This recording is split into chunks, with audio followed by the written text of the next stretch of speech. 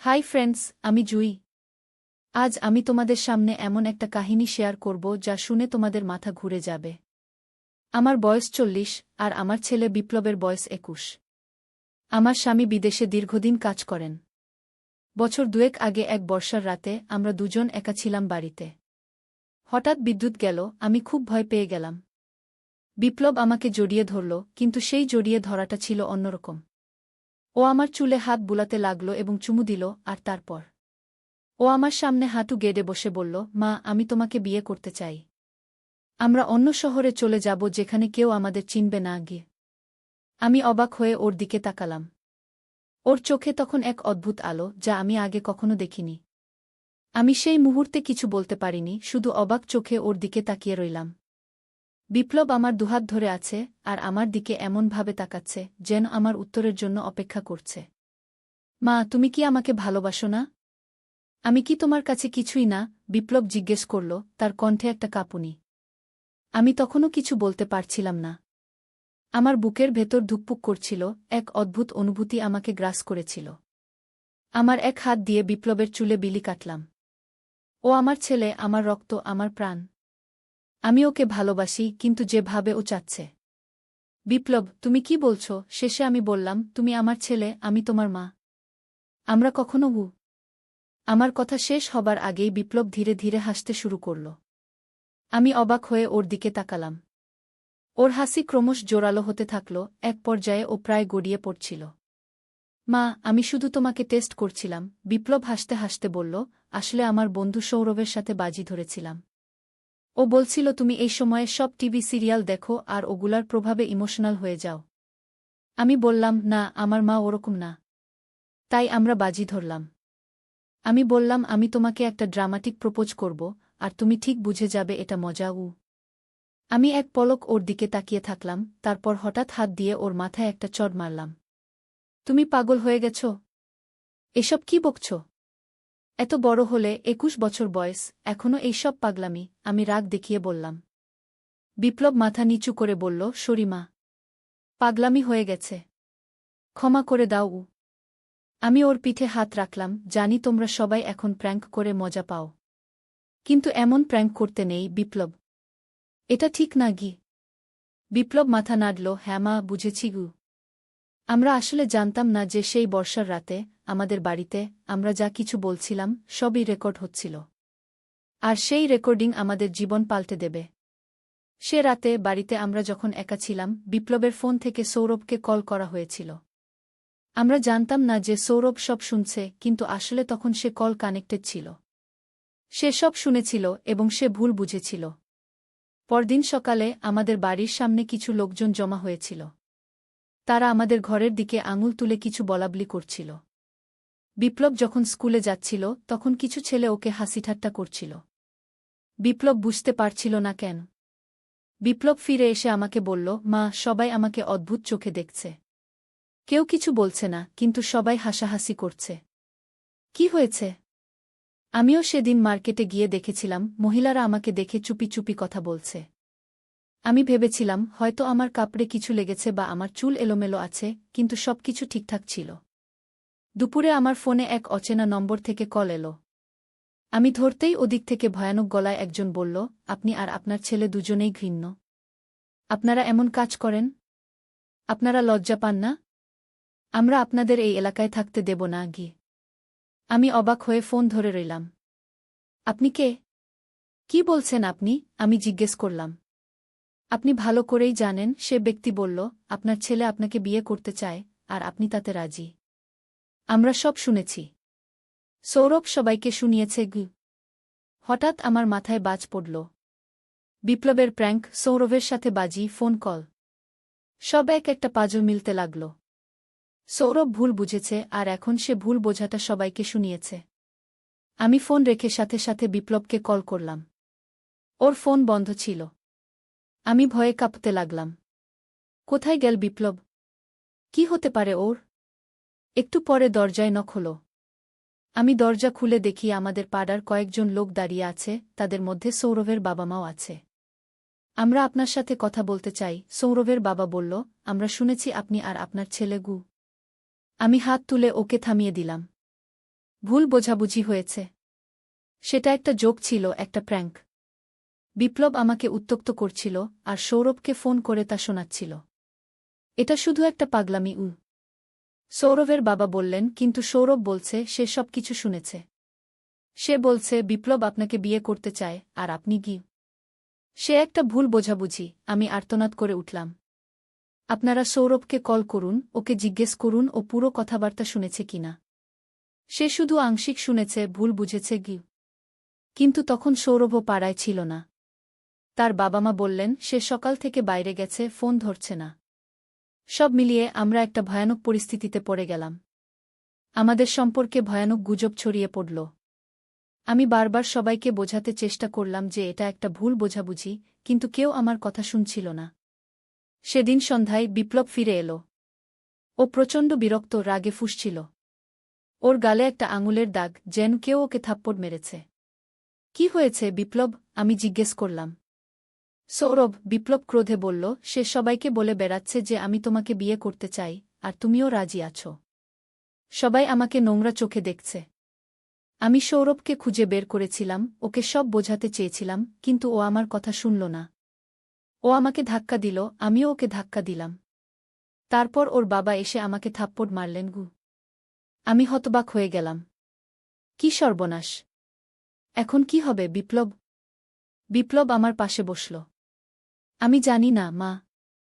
আমি শুধু একটা পাগলামি করতে চেয়েছিলাম, এখন দেখো কি হয়ে গেল। আমরা বুঝতে পারছিলাম যে আমাদের এই অবস্থায় পাড়ায় থাকা আর সম্ভব নয়। কিন্তু আমরা কোথায় যাব? আমার স্বামী বিদেশে, তিনি আসতে অনেক সময় লাগবে। আমরা দুজন এই মুহূর্তে একদম একা। তখনই আমাদের মাথায় একটা আইডিয়া এলো। আমরা সিদ্ধান্ত নিলাম পাড়ার সমস্ত লোকের সামনে বিপ্লবের ফোনে সেই রাতের পুরো কথোপকথন রেকর্ড করে শোনাব। তাতে সবাই বুঝবে এটা শুধু একটা প্র্যাঙ্ক ছিল, কোনো বাস্তব ঘটনা নয়। কিন্তু বিপ্লবের ফোনে সেই রেকর্ডিং নেই। সে সৌরভকে কল করেছিল, কিন্তু রেকর্ড করেনি। এখন একমাত্র প্রমাণ সৌরভের কাছে, আর সে আমাদের বিরুদ্ধে। সেদিন রাতে যখন আমরা ঘুমাতে যাচ্ছিলাম, হঠাৎ দরজায় জোরে ধাক্কা দেওয়ার শব্দ হল। আমরা ভয়ে কাঁপতে লাগলাম। আমি দরজার কাছে গিয়ে জিজ্ঞেস করলাম, কে? আমরা পুলিশ, একটা গম্ভীর কণ্ঠ এলো। আমরা আপনার বাড়ি সার্চ করতে এসেছি। আমাদের খবর পেয়েছি আপনার বাড়িতে কিছু অস্বাভাবিক ঘটনা ঘটেছে। আমি অবাক হয়ে বিপ্লবের দিকে তাকালাম। ও ভয়ে পাংশু হয়ে গেছে। আমি কাঁপা হাতে দরজা খুললাম। দরজার বাইরে কয়েকজন লোক দাঁড়িয়ে আছে, তাদের মধ্যে দুজন পুলিশের পোশাক পরে আছে। আমি বুঝতে পারলাম না, কেউ কি সত্যিই পুলিশকে ফোন করেছে? একটা বড় হয়ে গেল। আপনাদের কি চাই? আমি ভয়ে ভয়ে জিজ্ঞেস করলাম। পুলিশ অফিসার আমাদের বাড়ির ভেতরে এলেন। আমাদের কাছে খবর এসেছে এখানে মাছেলে। তিনি থামলেন, যেন কি বলবেন বুঝতে পারছেন না। এটা একটা ভুল বোঝাবুঝি স্যার। বিপ্লব এগিয়ে এসে বলল, আমি আমার বন্ধুর সাথে একটা প্র্যাঙ্ক করছিলাম। আমি আমার মাকে উত্ত্যক্ত করছিলাম, তিনি রাগ করেছিলেন। সবকিছু রেকর্ডে আছে, কিন্তু সেই রেকর্ড শুধু আমার বন্ধুর কাছে আছে, আর সে এখন আমাদের বিরুদ্ধে গিয়েছে। পুলিশ অফিসার বিপ্লবের দিকে কয়েক মুহূর্ত তাকিয়ে রইলেন, তারপর ধীরে ধীরে আমার দিকে ফিরলেন। মিসেস দাস, এই ঘটনা সত্যি? তিনি জিজ্ঞেস করলেন। আমি মাথা নাড়লাম, হ্যাঁ স্যার। বিপ্লব শুধু প্র্যাঙ্ক করছিল। সে তার বন্ধুর সাথে বাজি ধরেছিল যে সে আমাকে উত্ত্যক্ত করতে পারবে, আর আমি রাগ করব না। কিন্তু আমি রাগ করেছিলাম, আর সেই প্র্যাঙ্কের অংশ হিসেবেই বিপ্লব আমাকে সেই আমি থামলাম, লজ্জায় মুখ নিচু করলাম। পুলিশ অফিসার আমাদের দিকে কিছুক্ষণ তাকিয়ে রইলেন, তারপর বললেন, আচ্ছা, আমি বুঝতে পারছি। কিন্তু আপনাদের বিরুদ্ধে অভিযোগ এসেছে এবং আমাদের তদন্ত করতে হবে। আপনাদের থানায় আসতে হবে। সেই রাতে আমরা থানায় গিয়ে ঘণ্টার পর ঘণ্টা বসে রইলাম। পুলিশ অফিসাররা আমাদের আলাদা আলাদা জিজ্ঞাসাবাদ করলেন। আমরা বারবার একই কথা বললাম, এটা শুধু একটা প্র্যাঙ্ক ছিল, কোনো বাস্তব ঘটনা নয়। শেষ পর্যন্ত রাত প্রায় ৩টার সময় তারা আমাদের যেতে দিলেন। আমরা আপনাদের কথা বিশ্বাস করছি, প্রধান অফিসার বললেন, কিন্তু আমাদের এই অভিযোগ তদন্ত করতে হবে। আমরা আপনাদের বন্ধু সৌরভকে খুঁজে বের করব, তার কাছে থাকা রেকর্ডিং শুনব। আমরা বাড়ি ফিরলাম, কিন্তু সেই রাতে ঘুম এলো না। আমরা বুঝতে পারছিলাম আমাদের জীবন পাল্টে গেছে। একটা সাধারণ প্র্যাঙ্ক, একটা ছোট্ট পাগলামি, এখন আমাদের জীবনের সবচেয়ে বড় সমস্যা। পরদিন সকালে আমরা জিনিসপত্র গোছাতে শুরু করলাম। আমরা সিদ্ধান্ত নিয়েছিলাম আমাদের এই পাড়া ছেড়ে যেতে হবে। যতদিন না এই ভুল বোঝাবুঝি মিটে যায় ততদিন আমরা আমার দিদির বাড়িতে থাকব। তিনি অন্য শহরে থাকেন, সেখানে আমাদের কেউ চিনবে না। যখন আমরা জিনিসপত্র গোছাচ্ছিলাম হঠাৎ দরজায় নক হলো। আমি দরজা খুলে দেখি সৌরভ দাঁড়িয়ে আছে। সৌরভ, আমি অবাক হয়ে জিজ্ঞেস করলাম, তুমি এখানে কেন? সৌরভ মাথা নিচু করে দাঁড়িয়ে রইল। বিপ্লব দ্রুত দরজার কাছে এসে দাঁড়াল। কি চাস তুই? বিপ্লব ক্রোধে জিজ্ঞেস করল। সৌরভ ধীরে ধীরে মাথা তুলল। তার চোখে অশ্রু। আমি মাফ চাইতে এসেছি, সে বলল। আমি ভুল বুঝেছিলাম। গতকাল রাতে পুলিশ আমাকে ধরেছিল। আমি তাদের সব বলেছি, তারা আমার ফোনে থাকা রেকর্ডিং শুনেছে। তারা বুঝেছে এটা শুধু একটা প্র্যাঙ্ক ছিল। আমি ভুল বুঝেছিলাম, আর সেই ভুল বোঝাটা সবাইকে বলে বেরিয়েছিলাম। বিপ্লব কিছুক্ষণ সৌরভের দিকে তাকিয়ে রইল, তারপর হঠাৎ তাকে জড়িয়ে ধরল। তুই একটা বোকা, বিপ্লব বলল। এত বড় একটা ঝামেলা করে ফেলেছিস কি? সৌরভ বিপ্লবকে জড়িয়ে ধরে কাঁদতে লাগল। আমি জানি আমি খুব বোকামি করেছি। আমি সবাইকে ভুল বুঝিয়েছি। এখন আমি সবাইকে সত্যিটা বলে দেব। সেদিন সৌরভ পুরো পাড়া ঘুরে ঘুরে সবাইকে সত্যিটা বলল। সে বলল এটা শুধু একটা প্র্যাঙ্ক ছিল, একটা বাজি ছিল, এবং সে ভুল বুঝেছিল। ধীরে ধীরে লোকজন আমাদের বিশ্বাস করতে শুরু করল। কিন্তু তারপরও কিছু লোক আমাদের সন্দেহের চোখে দেখছিল। আমরা বুঝতে পারছিলাম এই পাড়ায় আমাদের আর শান্তিতে থাকা সম্ভব নয়। 1 মাস পর আমরা সিদ্ধান্ত নিলাম আমরা অন্য শহরে চলে যাব। আমার স্বামী ফিরে আসার পর আমরা তাকে সব বললাম। তিনি প্রথমে প্রচণ্ড রেগে গেলেন, কিন্তু পরে বুঝলেন এটা একটা ভুল বোঝাবুঝি। তিনি আমাদের সাথে অন্য শহরে যাবার সিদ্ধান্ত নিলেন। আমরা শিলিগুড়ি শহরে চলে এলাম। এটা আমাদের আগের শহর থেকে অনেক দূরে, পাহাড়ের কাছে। এখানে আমরা নতুন করে জীবন শুরু করলাম। আমার স্বামী এখানে একটা নতুন ব্যবসা শুরু করলেন, আমি একটা স্কুলে শিক্ষিকার চাকরি নিলাম, আর বিপ্লব কলেজে ভর্তি হল। কিন্তু আমরা জানতাম না যে সেই ভুল বোঝাবুঝি শেষ হয়নি। আমরা শিলিগুড়িতে প্রায় 6 মাস ছিলাম। সবকিছু ভালো চলছিল। আমরা নতুন বন্ধু পেয়েছিলাম, নতুন জীবন শুরু করেছিলাম। কিন্তু একদিন যখন আমি স্কুল থেকে ফিরছিলাম, আমি দেখলাম আমাদের বাড়ির সামনে একটা অচেনা গাড়ি দাঁড়িয়ে আছে। আমি বাড়িতে ঢুকে দেখি আমার স্বামী অবিনাশ এবং বিপ্লব দুজনেই বসার ঘরে বসে আছে, আর তাদের সামনে দুজন অচেনা লোক বসে আছে। জুই, এসো, অবিনাশ বললেন। ইনি অমিত বোস, পশ্চিমবঙ্গ পুলিশের সিআইডি থেকে এসেছেন। আর ইনি সৌমেন মুখার্জি, একজন সাংবাদিক। আমি অবাক হয়ে তাদের দিকে তাকালাম। সিআইডি? সাংবাদিক? কি ব্যাপার? অমিত বোস, যিনি মাঝবয়সী শক্তপোক্ত চেহারার এক লোক, আমার দিকে তাকিয়ে বললেন, মিসেস দাস, আমরা আপনাদের সম্পর্কে একটা তদন্ত করছি। আমাদের কাছে খবর আছে যে আপনাদের পরিবারে কিছু অস্বাভাবিক ঘটনা ঘটেছে। আমি বুঝতে পারলাম আবার সেই পুরনো ঘটনা। সেটা একটা ভুল বোঝাবুঝি ছিল। আমি অধৈর্য হয়ে বললাম, আমরা এই বিষয়ে পুলিশকে সব বলেছি। সৌমেন মুখার্জি, যিনি একজন তরুণ চশমা পরা লোক, মুচকি হেসে বললেন, আমরা সেই বিষয়ে জানি মিসেস দাস। কিন্তু আমরা আরও কিছু জানতে চাই। আমি একটা বিশেষ রিপোর্ট করছি, যেটা পারিবারিক সম্পর্কের জটিলতা নিয়ে গিয়ে। আমি হতবাক হয়ে গেলাম। আপনি আমাদের পরিবারকে এই রিপোর্টে অন্তর্ভুক্ত করতে চান? কিন্তু আমাদের তো কোনো জটিলতা নেই। অমিত বোস গম্ভীর গলায় বললেন, আমাদের কাছে খবর আছে যে আপনাদের আগের শহরে একটা বড় ঘটনা ঘটেছিল। আপনার ছেলে বিপ্লব এবং আপনার মধ্যে কিছু অস্বাভাবিক সম্পর্ক ছিল বলে গুজব ছিল। ওটা একটা প্র্যাঙ্ক ছিল। বিপ্লব চেঁচিয়ে উঠল, আমি আমার বন্ধুর সাথে বাজি ধরেছিলাম, তাই আমি মাকে উত্ত্যক্ত করছিলাম। সেটা কোনো সত্যি ঘটনা ছিল না। সৌমেন মুখার্জি তার নোটবুকে কিছু লিখলেন, তারপর বললেন, কিন্তু সেই গুজব এত বড় হয়ে গেল কেন? আপনারা শহর ছেড়ে চলে এলেন কেন? অবিনাশ এগিয়ে এলেন, দেখুন, আমরা একটা নতুন শুরু চেয়েছিলাম। সেই ঘটনার পর আমাদের পাড়ার লোকজন আমাদের সন্দেহের চোখে দেখছিল। আমরা সিদ্ধান্ত নিলাম আমরা অন্য জায়গা চলে যাব। অমিত বোস ধীরে ধীরে মাথা নাড়লেন, আচ্ছা, আমি বুঝতে পারছি। কিন্তু এখানে আরেকটা প্রশ্ন আছে। আমরা শুনেছি যে আপনাদের আগের শহরে একটা হত্যাকাণ্ড ঘটেছে, আর সেই হত্যাকাণ্ডের পরেই আপনারা শহর ছেড়ে চলে এসেছিলেন। আমরা তিনজনই অবাক হয়ে তাদের দিকে তাকালাম। হত্যাকাণ্ড? আমি বিস্ময়ে জিজ্ঞেস করলাম, কোন হত্যাকাণ্ড? সৌমেন মুখার্জি আবার তার নোটবুকে কিছু লিখলেন। আপনাদের প্রতিবেশী সুরেশ সেন, তাকে তার বাড়িতে মৃত অবস্থায় পাওয়া গিয়েছিল, ঠিক আপনারা শহর ছাড়ার 1 সপ্তাহ আগে। আমি অবাক হয়ে অবিনাশের দিকে তাকালাম। তিনিও সমান বিস্মিত। সুরেশ সেন মারা গেছেন? আমরা তো কিছুই জানতাম না, অবিনাশ বললেন। অমিত বোস আমাদের প্রত্যেকের মুখের দিকে গভীরভাবে তাকিয়ে রইলেন, যেন আমাদের প্রতিক্রিয়া দেখে বুঝতে চাইছেন আমরা সত্যি বলছি কিনা। আপনাদের প্রতিবেশী ছিলেন, আপনারা জানেন না তিনি মারা গেছেন? আমরা জানতাম না। আমি সত্যিই অবাক হয়ে বললাম। আমরা শহর ছেড়ে চলে আসার আগে কয়েকদিন আমরা আমার দিদির বাড়িতে ছিলাম, যিনি সেই শহরের অন্য প্রান্তে থাকেন। হয়তো সেই সময়ে এই ঘটনা ঘটেছে। অবিনাশ জিজ্ঞেস করলেন, কিন্তু এই ঘটনার সাথে আমাদের কি সম্পর্ক? আপনারা কেন মনে করছেন আমরা এই বিষয়ে কিছু জানি?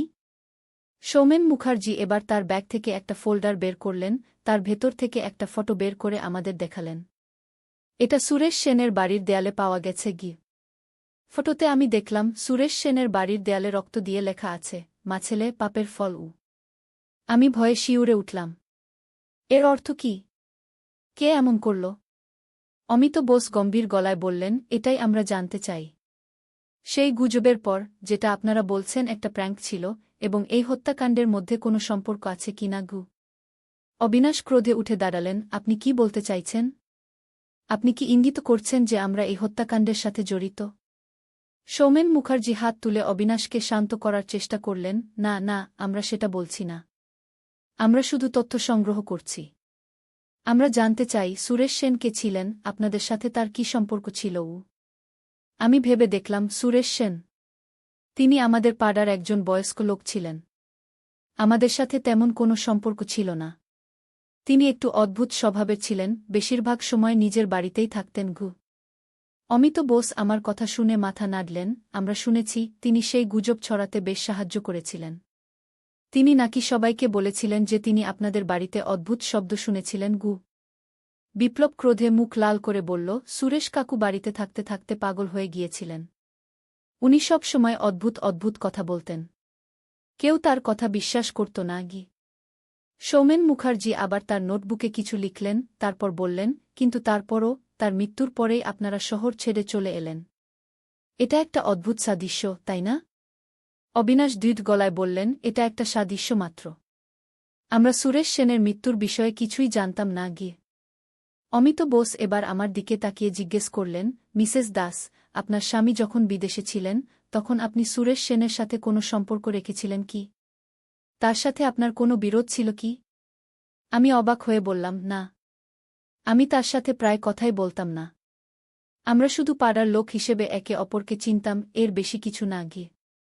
সৌমেন মুখার্জি আবার তার ব্যাগ থেকে আরেকটা ফটো বের করলেন। এটা সুরেশ সেনের বাড়িতে পাওয়া গেছে। আপনি কি এটা চিনতে পারেন? আমি ফটোটা হাতে নিয়ে দেখলাম। এটা একটা পুরনো ফটো, যেখানে আমি, বিপ্লব এবং সুরেশ সেন একসাথে দাঁড়িয়ে আছি। আমি মনে করার চেষ্টা করলাম কবে এই ফটো তোলা হয়েছিল। এটা এটা হয়তো পাড়ার কোনো অনুষ্ঠানে তোলা হয়েছিল। আমি বললাম, আমার মনে পড়ছে না ঠিক কবে। অমিত বোস গম্ভীর গলায় বললেন, ফটোর পিছনে একটা তারিখ লেখা আছে। এটা তোলা হয়েছিল ঠিক সেই বর্ষার রাতে, যেদিন আপনার ছেলে বিপ্লব সেই তথাকথিত প্র্যাঙ্ক করেছিল। আমি অবাক হয়ে ফটোটা উল্টে দেখলাম। সেখানে সত্যিই সেই তারিখ লেখা আছে। কিন্তু এটা কিভাবে সম্ভব? সেদিন রাতে তো বৃষ্টি হচ্ছিল, আমরা বাড়ি থেকে বেরোইনি। সৌমেন মুখার্জি ধীরে ধীরে মাথা নাড়লেন। সেটাই প্রশ্ন। এই ফটো কিভাবে সেদিন তোলা হলো, যদি আপনারা বাড়ি থেকে না বেরিয়ে থাকেন? বিপ্লব এবার উঠে দাঁড়াল। আমি এই ফটো কখনো দেখিনি। এটা আসল নয়। অমিত বোস ফটোটা আবার নিজের হাতে নিলেন। এটা একটা আসল ফটো, ফরেনসিক বিশেষজ্ঞরা এটা যাচাই করেছেন। আমরা তিনজনই হতবাক হয়ে একে অপরের দিকে তাকালাম। এমন একটা ফটো যেটা কখনো তোলা হয়নি, কিভাবে আসল হতে পারে? অবিনাশ ধীরে ধীরে বললেন, এটা হয়তো ফটোশপ করা হয়েছে। সৌমেন মুখার্জি এবার একটা চ্যালেঞ্জিং স্মাইল দিলেন। ফটোশপ? সেই সময়ে? আর কে করবে এমন কাজ? অমিত বোস উঠে দাঁড়ালেন। আমরা এখন যাব। আমরা আবার আসব, আরও কিছু প্রশ্ন নিয়ে। আপনারা শহর ছেড়ে যাবেন না, এটা আমাদের অনুরোধ। তারা চলে যাবার পর, আমরা তিনজন ঘণ্টার পর ঘণ্টা বসে আলোচনা করলাম। আমরা বুঝতে পারছিলাম না কি ঘটছে। সুরেশ সেনকে হত্যা করল? সেই ফটো কিভাবে তোলা হলো? আর কেনই বা আমাদের পরিবারকে এর সাথে জড়ানো হচ্ছে? সেদিন রাতে যখন আমরা ঘুমাবার জন্য প্রস্তুত হচ্ছিলাম, আমি হঠাৎ একটা বিষয় মনে করলাম। অবিনাশ, আমি বললাম, তুমি কি মনে করতে পারো সুরেশ সেন কখনো আমাদের বাড়িতে এসেছিলেন সেদিন? অবিনাশ চিন্তিত মুখে বললেন, আমি তো তখন বিদেশে ছিলাম, আমি কিভাবে জানব? আমি বিপ্লবের দিকে তাকালাম। বিপ্লব, সেদিন রাতে সুরেশ কাকু কি আমাদের বাড়িতে এসেছিলেন? বিপ্লব মাথা নাড়ল, না মা। সেদিন আমরা দুজন ছাড়া আর কেউ বাড়িতে ছিল না গি। আমি চিন্তিত হয়ে বললাম, কিন্তু সেই ফটো, এটা কিভাবে সম্ভব? অবিনাশ আমার হাত ধরলেন, এটা নিয়ে ভেবো না। এটা নিশ্চয়ই কোনো ভুল। আমরা কাল সকালে আইনজীবীর সাথে কথা বলব। পরদিন সকালে যখন আমরা আইনজীবীর অফিসে যাওয়ার জন্য প্রস্তুত হচ্ছিলাম, আমাদের ফোন বেজে উঠল। অবিনাশ ফোন ধরলেন। হ্যালো। তিনি কিছুক্ষণ শুনলেন, তারপর তার মুখ পাংশু হয়ে গেল। তিনি ফোনটা আমার দিকে বাড়িয়ে দিলেন, তোমার জন্য গু। আমি ফোন নিলাম। হ্যালো মিসেস দাস, একটা ভারী গলা ফোনে ভেসে এলো। আমি অমিত বোস বলছি। আমাদের আরেকটা সাক্ষ্য পাওয়া গেছে। সুরেশ সেনের হত্যার রাতে তার বাড়ির পাশে একটা গাড়ি দেখা গিয়েছিল, যেটার নম্বর প্লেট আপনার স্বামীর গাড়ির মতো গু। আমি অবাক হয়ে বললাম, কিন্তু সেটা কিভাবে সম্ভব? অবিনাশ তো তখন বিদেশে ছিলেন গু। হ্যাঁ, আমরা সেটা জানি, অমিত বোস বললেন, কিন্তু গাড়িটা আপনাদের, তাই না? আমি ভেবে দেখলাম, হ্যাঁ, সেটা আমাদের গাড়ি। কিন্তু অবিনাশ যখন বিদেশে ছিলেন, আমরা সেই গাড়ি ব্যবহার করতাম না। সেটা গ্যারেজে রাখা ছিল। আমরা আজ বিকেলে আপনাদের বাড়িতে আসছি, অমিত বোস বললেন, আমরা আপনাদের গাড়ি দেখতে চাই। সেদিন বিকেলে অমিত বোস এবং সৌমেন মুখার্জি আবার আমাদের বাড়িতে এলেন। তারা আমাদের গাড়ি পরীক্ষা করলেন। অবিনাশ তাদের গাড়ির চাবি দিলেন, তারা গাড়ির ভেতরে কিছু নমুনা সংগ্রহ করলেন। আমরা এই নমুনাগুলি ল্যাবে পাঠাব, অমিত বোস বললেন, আমরা দেখব এগুলি সুরেশ সেনের বাড়িতে পাওয়া নমুনাগুলির সাথে মিলে কিনা। আমরা তিনজনই উদ্বিগ্ন ছিলাম, কিন্তু আমরা জানতাম আমরা নির্দোষ। আমরা সুরেশ সেনের হত্যার সাথে জড়িত ছিলাম না। দুদিন পর অমিত বোস আবার ফোন করলেন। মিসেস দাস, তিনি বললেন, আমরা আপনাদের গাড়ি থেকে সংগ্রহ করা নমুনা পরীক্ষা করেছি। সেগুলি সুরেশ সেনের বাড়িতে পাওয়া নমুনার সাথে মেলেনি।